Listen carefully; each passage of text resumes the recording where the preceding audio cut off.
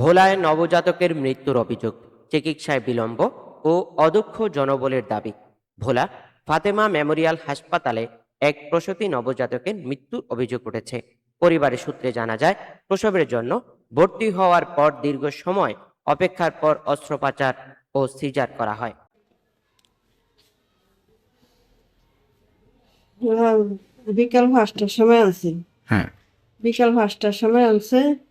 হ্যাঁ, এরপর রাত্রে কইছে সিজার করতে বুঝে সিজার করেনি। কইছে 9টার সময় করবো। এই মানুষ করে 12:30টার সময়।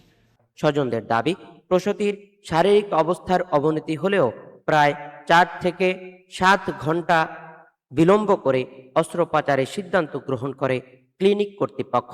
তাদের ধারণা, এই বিলম্বের কারণেই নবজাতকের শারীরিক জটিলতা সৃষ্টি হয় এবং পরবর্তীতে শিশুটি মৃত ঘোষণা করা হয়।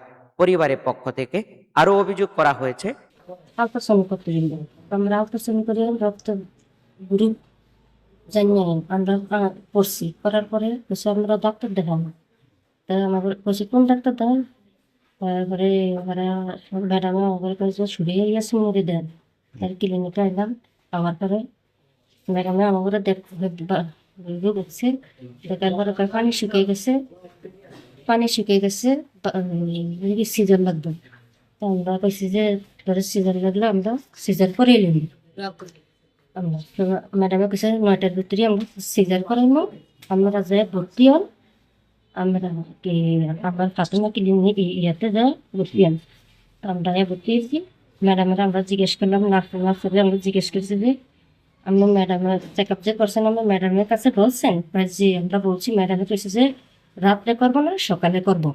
সকালেও করে নাই, এসে দিনের 12:30টার সময় সিজার করছে। করার পরে বাচ্চা মারা গেছে। চিকিৎসা কার্যক্রমে নিয়োজিত নার্স ও দায়িত্বপ্রাপ্ত কর্মীদের পর্যাপ্ত অভিজ্ঞতা ও প্রশিক্ষণের ঘাটতি ছিল বলে তারা জানিয়েছেন। তাদের দাবি, ওই সময়ে কোনো অভিজ্ঞ বিশেষজ্ঞ চিকিৎসকের সরাসরি তত্ত্বাবধান পাওয়া যায়নি। স্থানীয়দের অভিযোগ, ভোলাসহ বিভিন্ন এলাকায় গড়ে ওঠা কিছু বেসরকারি হাসপাতাল ও ক্লিনিক পর্যাপ্ত যোগ্য ডাক্তার ও প্রশিক্ষিত নার্স ছাড়াই চিকিৎসা কার্যক্রম পরিচালিত হচ্ছে।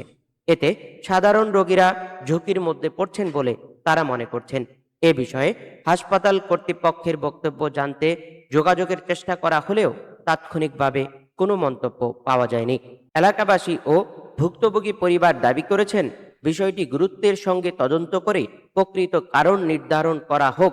তারা আশা প্রকাশ করছেন, ভোলার সিভিল সার্জন কার্যালয় এই বিষয়ে কঠোর পদক্ষেপ নেবে এবং বেসরকারি হাসপাতাল ও ক্লিনিকগুলোর চিকিৎসা কার্যক্রমে নিয়মিত তদারকি জোরদার করবে। এদিকে ঘটনার সুষ্ঠু তদন্ত ও দায়িত্বশীলদের বিরুদ্ধে ব্যবস্থা গ্রহণের দাবিতে সাধারণ ভুক্তভোগী পরিবার ও এলাকাবাসী মানববন্ধন সহ শান্তিপূর্ণ কর্মসূচিতে নামতে পারেন বলে জানা গেছে। মিজানুর রহমান, বিডি নিউজ 24, ভোলা।